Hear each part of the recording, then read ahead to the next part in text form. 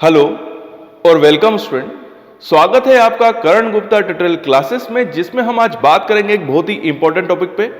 और ये इस टॉपिक की डिमांड मुझे काफी समय से आ रही थी, वाया मेल भी आ रही थी, कमेंट बॉक्स में भी आ रही थी, और मैं खुद से भी ये वीडियो बनाना चाहता था। बेसिकली एक मोटिवेशनल वीडियो होगा, और आज का जिस टॉपिक पे हम बात करेंगे वो होगा, मैं अपने स्टूडेंट्स को ये कहना चाहता हूं कि do not afraid for research and novel work. मतलब आप रिसर्च और कोई भी नोवेल वर्क करने से कभी ना डरिए, क्योंकि दिखने में तो ये काफी टफ होता है, बट ये आपस में बहुत ही सिंपल है। मतलब एक सिंपल होता है, और रिसर्च वर्क क्या होता है और इसको हम कैसे इसको सिंपल बना सकते हैं, मैं यही बात करूंगा। और आने वाली जो मेरी सीरीज होगी उसमें मैं आपको और इजी वे और सिंपल वे में समझाऊंगा, और इससे आप रिसर्च के लिए मोटिवेट भी होंगे। तो चलिए स्टार्ट करते हैं और बात करते हैं कि do not afraid for research and novel work. तो सबसे पहले मैं आपको बताना चाहता हूं कि जो हमारे बेसिकली जो स्टूडेंट्स होते हैं, चाहे वो बी फार्मा के हों, एमएससी के हों, और उनका जो फाइनल प्रोजेक्ट वर्क आता है, तो और जब उनसे ये बोला जाता है कि आप रिसर्च वर्क कीजिए या कोई नया काम या नोवेल वर्क कीजिए, तो कई बार वो लड़के घबराते हैं, क्योंकि रिसर्च वर्ड सुन के ही उनको ऐसा लगता है कि काफी कठिन होगा और ये हमसे हो ही नहीं सकता है। तो ऐसा बिल्कुल भी नहीं है। जब भी आप कोई रिसर्च वर्क करते हैं, तो रिसर्च वर्क इस बात पे डिपेंड करता है कि आपने कैसे रिसर्च वर्क को डिजाइन किया है। ठीक है, बेसिकली रिसर्च वर्क की डिजाइनिंग के ऊपर डिपेंड करता है कि आप रिसर्च वर्क कैसा करना चाहते हैं, वो आपके ऊपर डिपेंड करता है। मतलब मेरा कहने का मतलब है कि हर रिसर्च वर्क या नोवेल वर्क बहुत बड़ा या लेंथी नहीं होता है। आप उसको छोटा भी कर सकते हैं और अपने हिसाब से एक नई इंफॉर्मेशन गेन कर सकते हैं। यहां पर देखिए, रिसर्च वर्क करने से फायदा क्या होगा। देखिए, रिसर्च वर्क करने से दो तीन फायदे हैं। नंबर वन, आपका जो लिटरेचर सर्वे है, यानी जो जब आप रिसर्च करेंगे तो सबसे पहले आप रेफरेंसिंग करेंगे। मतलब नए उसी जो टॉपिक आपने रिसर्च के लिए चुना है उससे रिलेटेड जो पुराने वर्क हो चुके हैं, जो रिसर्च पेपर पब्लिश हो चुके हैं, उनके बारे में आप सर्च करेंगे, ढूंढेंगे, उनको पढ़ेंगे, जिससे आपको और भी नॉलेज आएगा। उसके अलावा जब आप रिसर्च वर्क करेंगे तो लेबोरेटरी में आपको काम करना पड़ेगा। इससे आपकी जो स्किल है, लेबोरेटरी स्किल है, चाहे वो पिपेटिंग हो, वेइंग हो, इंस्ट्रूमेंटेशन, हैंडलिंग हो, इसका डेवलपमेंट होगा, जो आपको बाद में जब आप जॉब के लिए जाएंगे इंडस्ट्री में, तो आपको काफी फायदा देगा। तो कहने का मतलब है कि रिसर्च वर्क तो एक बहाना है, बट उस रिसर्च वर्क के थ्रू आप दूसरा नॉलेज और दूसरी स्किल भी डेवलप करेंगे। ठीक है, तो कोशिश करें कि जब भी आप कोई आपका जब मेजर प्रोजेक्ट हो, तो आप हमेशा रिसर्च वर्क की तरफ ही जाएं, ना कि रिव्यू वर्क और रिव्यू आर्टिकल्स की तरफ जाएं। वैसे मैंने रिव्यू आर्टिकल्स और रिव्यू वर्क के ऊपर भी मेरा एक वीडियो है, जिसमें मैंने सिस्टमेटिक वे में समझाया है कि रिव्यू वर्क क्या होता है, उसका इंपॉर्टेंस क्या है। उसका इंपॉर्टेंस अपनी जगह है, बट अगर आप आगे अपने फ्यूचर में सक्सेसफुल होना चाहते हैं, खासकर इंडस्ट्री में, या आप मास्टर डिग्री करना चाहते हैं, क्योंकि अगर आप यूजी मतलब जब आप बी फार्मा या बीएससी के अंदर कोई रिसर्च वर्क करते हैं, और फिर जब आप एम फार्मा और एमएससी में जाएंगे, तो यही रिसर्च वर्क और यही एक्सपीरियंस और ये स्किल जो होगी ना, वो आपकी वहां भी काम आएगी। बट अगर आपने अपनी under graduation degree B pharma और बीएससी के अंदर किसी भी टाइप का रिसर्च वर्क नहीं किया है, तो आपकी स्किल बिल्कुल भी डेवलप नहीं हो पाएगी। आप लिटरेचर सर्वे कैसे किया जाता है वो भी आप नहीं सीख पाएंगे। और जब आप एम फार्मा या बड़ी डिग्री करने जाएंगे या पीएचडी करने जाएंगे, तो वहां पर आपको काफी प्रॉब्लम आएगी। तो कोशिश करें कि आप रिसर्च वर्क की तरफ जाएं अगर आप आगे ग्रोथ करना चाहते हैं। देखिए, ये रिसर्च वर्क से मिलने वाला नॉलेज और जो स्किल डेवलपमेंट होगी, वो आपको आपके जब आप जॉब के लिए जाएंगे, खासकर इंडस्ट्री में, वहां पर काफी हेल्प करेगी। यहां पर मैं आपको बताना चाहता हूं कि आप अपने रिसर्च वर्क को, जैसे कि मैंने बताया, कम बड़ा छोटा कर सकते हैं। उसे बोलते हैं पहले, जब देखिए इसको बोलते हैं research work designing. Research work designing क्या होती है, तो मैं आपको छोटा सा समझा देता हूं कि हमको एक पहले रिसर्च वर्क स्टार्ट करने से पहले हमको एक प्लानिंग करनी पड़ती है कि हम रिसर्च वर्क कैसे करेंगे। उस प्लानिंग को ही बोला जाता है रिसर्च वर्क डिजाइनिंग। देखिए, अभी मेरी एक सीरीज स्टार्ट होगी जिसमें मैं हर सब्जेक्ट के ऊपर रिसर्च वर्क डिजाइनिंग कैसे होती है उसको मैं समझाऊंगा। उसमें मैं फार्मास्यूटिक्स, फार्मा एनालिसिस, फार्माकोलॉजी और फार्माकोग्नोसी के ऊपर कंप्लीट वीडियो बनाऊंगा, और आपको ये बताऊंगा कि अगर आप इन पर्टिकुलर सब्जेक्ट्स के ऊपर कोई नया रिसर्च वर्क करना चाहते हैं, तो आपको अपना रिसर्च वर्क कैसे डिजाइन करना है। तो मैं हर सब्जेक्ट के ऊपर एक सिस्टमेटिक अलग अलग वीडियो बनाऊंगा, जिससे आपको पूरा सिस्टमेटिक वे में क्लियर हो जाएगा। यहां पर मैं आपको यह भी बताना चाहता हूं कि जैसे कि मैंने बताया, तो आप अपने रिसर्च वर्क को जब डिजाइन करेंगे, तो उसको आप कम बड़ा कर सकते हैं। आप चाहे तो एक बड़ी रिसर्च वर्क कर सकते हैं, 1 महीने 2 महीने तक की डिजाइनिंग कर सकते हैं, या आप चाहे तो 1 हफ्ते का भी डिजाइन कर सकते हैं। मतलब 1 हफ्ते के अंदर आप अपना रिसर्च वर्क कंप्लीट कर सकते हैं, वो आपके ऊपर डिपेंड करता है। यहां पर मैं आपको बताना चाहता हूं कि अगर आप रिसर्च वर्क करना चाहते हैं बट आपके पास प्रॉपर गाइड अवेलेबल नहीं है, या आपके कॉलेज के अंदर कोई प्रॉपर फैसिलिटी अवेलेबल नहीं है, आपकी लेबोरेटरी सही तरीके से काम नहीं कर रही है, लैब के अंदर केमिकल अवेलेबल नहीं है, तो आप चाहें तो कंपैरेटिवली स्टडी रिसर्च वर्क कर सकते हैं। ये कंपैरेटिवली रिसर्च वर्क क्या होती है और ये कैसे की जाती है, इसके ऊपर मैंने एक अलग से वीडियो बनाया है, तो वो वीडियो सिस्टमेटिक आपको देखकर, जब आप उस वीडियो को देखेंगे तो आपको बिल्कुल क्लियर हो जाएगा कि कंपैरेटिवली स्टडी क्या होती है। तो देखिए, रिसर्च वर्क करने से क्या क्या फायदे होते हैं, थोड़ा मैं इस पे बात करते हैं। तो रिसर्च वर्क करने से सबसे अच्छा फायदा तो ये होता है कि इससे आपका कॉन्फिडेंस बिल्डअप होता है। देखिए, जब आप रिसर्च वर्क करते हैं तो एक कॉन्फिडेंस डेवलप होता है आपके अंदर। कॉन्फिडेंस का मतलब ये होता है कि जब आप रिसर्च वर्क कंप्लीट करते हैं तो वो रिसर्च वर्क को फिर आप पब्लिकेशन के लिए भेजते हैं एक अच्छे जर्नल के अंदर।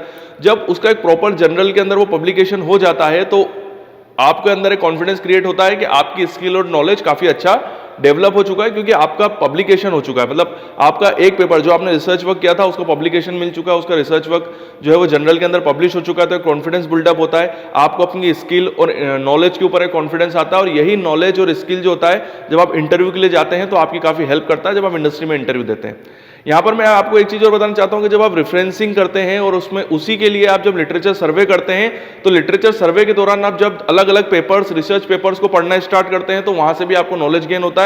साथ ही साथ लिटरेचर सर्वे कैसे किया जाता है उसके बारे में भी आपको इंफॉर्मेशन मिलती है।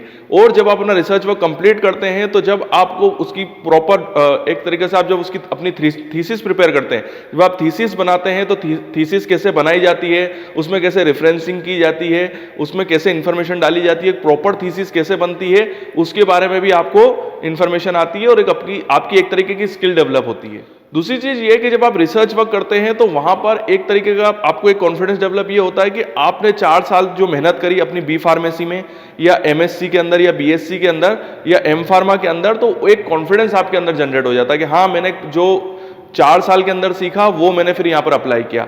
एक चीज मैं आपको टिप देना चाहता हूँ कि जब भी आप अपना रिसर्च वर्क या प्रोजेक्ट वर्क को डिजाइन करें तो आप अपने कॉलेज के अंदर जितने भी इंस्ट्रूमेंटेशन है, जिन इंस्ट्रूमेंट्स को आपने अपने पूरी डिग्री के अंदर बिल्कुल भी हैंडल नहीं किया है, तो उन इंस्ट्रूमेंट्स का यूज आप अपने रिसर्च वर्क के अंदर जरूर करें।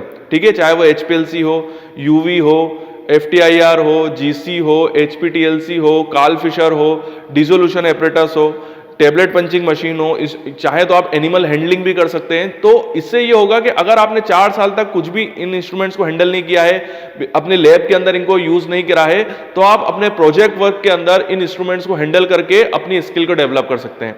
और होगा ये कि आप जब आप प्रोजेक्ट वर्क करेंगे और जब आप अपनी लेबोरेटरी के जो लेबोरेटरी है या लेबोरेटरी के अंदर जो लैब असिस्टेंट काम करते हैं या फैकल्टी काम करती है, उनको जब आप बोलेंगे कि मैं अपने प्रोजेक्ट के अंदर इन इंस्ट्रूमेंट्स को यूज करना चाहता हूं, तो वो आपको कभी भी मना नहीं करेंगे, वो जरूर आपकी हेल्प करेंगे और आपको वो इंस्ट्रूमेंट चलाना सिखाएंगे भी। तो प्रैक्टिकल मतलब प्रोजेक्ट के बहाने आप अपने इन इंस्ट्रूमेंट्स के ऊपर भी काम कर सकते हैं और अपनी स्किल को डेवलप कर सकते हैं। तो एक ये बहुत अच्छा फायदा है, तो आप जरूर इसको अप्लाई करिएगा जब आप अपना प्रोजेक्ट को डिजाइन करेंगे। ठीक है, एक चीज मैं आपको बताना चाहता हूं कि जब आप प्रोजेक्ट करते हैं तो जैसे कि आप प्रोजेक्ट करेंगे तो आपके जितने भी बैचमेट्स हैं, जो क्लासमेट्स हैं, वो भी प्रोजेक्ट करते हैं। तो जहां पर जब आप प्रोजेक्ट वर्क करेंगे तो जो आपके दूसरे बैचमेट्स होंगे जो कि रिव्यू प्रोजेक्ट वर्क कर रहे हैं या कोई छोटा मोटा काम कर रहे हैं, वहीं आप जब ये प्रोजेक्ट करेंगे और जब आपका पेपर पब्लिश होगा तो आप अपने आप ही उनसे आगे निकल जाएंगे और अपना अपर हैंड डेवलप कर लेंगे। तो आपको थोड़ा सा सेल्फिश होना पड़ेगा अपने लिए और अपने लिए थोड़ा सा सोचना पड़ेगा, और अगर आप अपने बारे में सोचेंगे तभी आप अपना खुद का डेवलपमेंट कर पाएंगे।